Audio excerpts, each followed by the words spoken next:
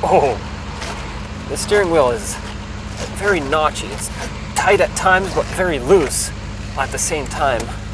That's weird. Let's diagnose it and fix it. So let's say you leave your car or truck parked outside for a few days, maybe a few weeks, and then you want to drive it again. Well, when you go to pull it out of the parking spot that it's in, you find that the steering wheel doesn't really want to turn. It's stiff. It's basically like the front wheels are locked up straight. Well, in this video, I'm going to go over 3 things that you can check to figure out where the problem's coming from.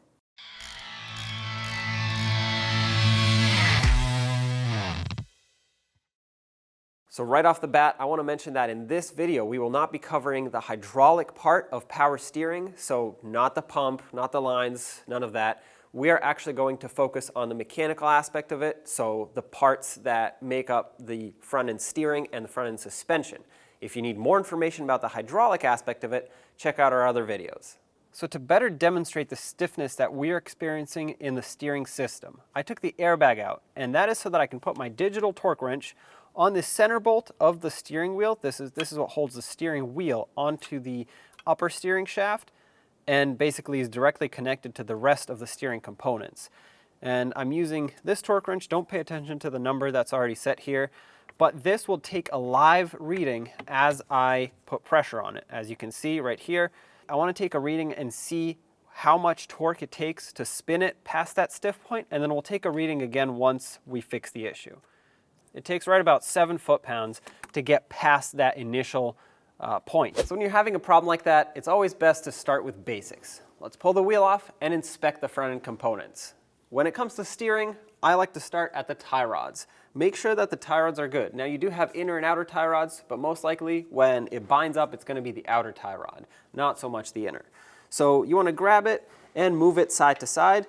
If it binds up, if it's stuck, maybe you can't move it at all. Who knows? It depends on how bad your situation is. You want to inspect the boot. If the boot is torn right off the bat, that tie rod is bad because now the grease has come out, debris has made its way in, and most likely that can be a cause of it seizing up. The next components that I would check are the ball joints. In this case, we have an upper and a lower ball joint. In some cases, you might just have a lower with a McPherson style strut at the top, so then you'll just have a lower ball joint, like I said.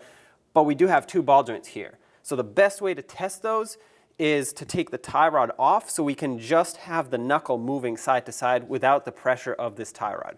And with the tie rod off, as you can see, this knuckle, it spins nice and smooth, very free. The tie rod was good, so we have to move on to the next culprit. And that would be the steering shaft. And yes, this is a brand new part that fits the truck that's right behind me, which by the way, if you need one, get yours at oneauto.com. But what we're talking about is, particularly on the steering shaft, these U-joints. What's most likely going to happen is these U-joints that you see here, there is one on each end, and this is just for the intermediate shaft. So there are other U-joints in the steering column and the steering shaft setup.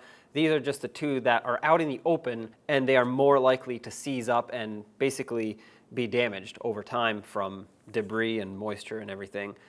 And as the steering shaft sits in there, it connects your steering wheel to the steering rack or steering gearbox, whatever you have in your particular vehicle. But there are different angles, which is why you need these U-joints.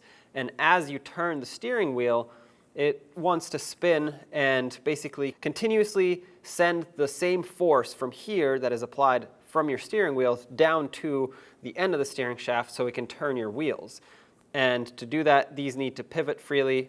And when they don't, that's when you get binding and hard steering basically, because it just can't turn. It wants to basically turn the entire angle of the steering shaft as opposed to freely pivoting in place and just the U-joint turning. So if you look between the wheel and the fender and right between the fender liner and the strut here, you'll see the steering shaft, which is all the way back there, but it's kind of out in the open. Everywhere you drive, whether it's through rain, puddles, mud, sand, off-roading, whatever you like to do, it gets blasted with a bunch of debris and moisture from the road. And over time, it starts looking a little sad, kind of rusty like that. And it seizes up. The grease comes out of the U-joints and rust sets in, and then it just can't spin anymore. All of our diagnosing up to this point has led us to believe that the steering shaft on this truck is at fault. Now, whether it's the top or the bottom U-joint, I don't know, because they're all connected together. And even if you did suspect one or the other, the best way to figure out that it's actually the steering shaft and really pinpoint the issue is to remove it and inspect it manually. So I think it's time to do that. Let's get that out of here.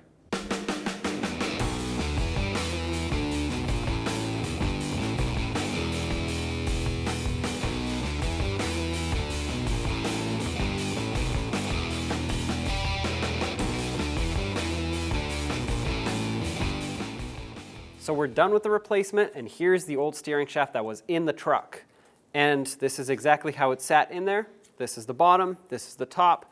And just looking at it, it even collapses and extends very smoothly, which I was very surprised, because usually this seizes up. The lower U-joint is fine. You can tell it's a little bit worn and old, but it's fine. It still has grease in there. It's smooth.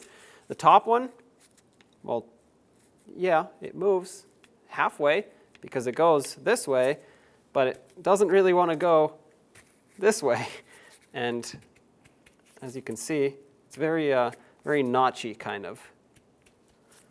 Those are all those roller bearings in there that are seized up, and that's exactly where our problem was. Let's take another reading with a good steering shaft in there and see how little force it actually should take. Okay, so as you can see, it's a lot lower, to the point where at some points it doesn't even read. So the tie rod, the ball joint, and the steering shaft are the three components that I would check when it comes to a mechanical binding or stiffness in the steering. Again, we are not covering hydraulics. If you want to know more about that, check out our library of videos. For us, the culprit ended up being the steering shaft. As you can see, one of the U-joints was stuck, frozen. I hope this video helped you out. If you have any other information or tips, tricks, whatever you want to leave it down in the comment section below. Other than that, subscribe and ring that bell so you can stay up to date with all of our latest content.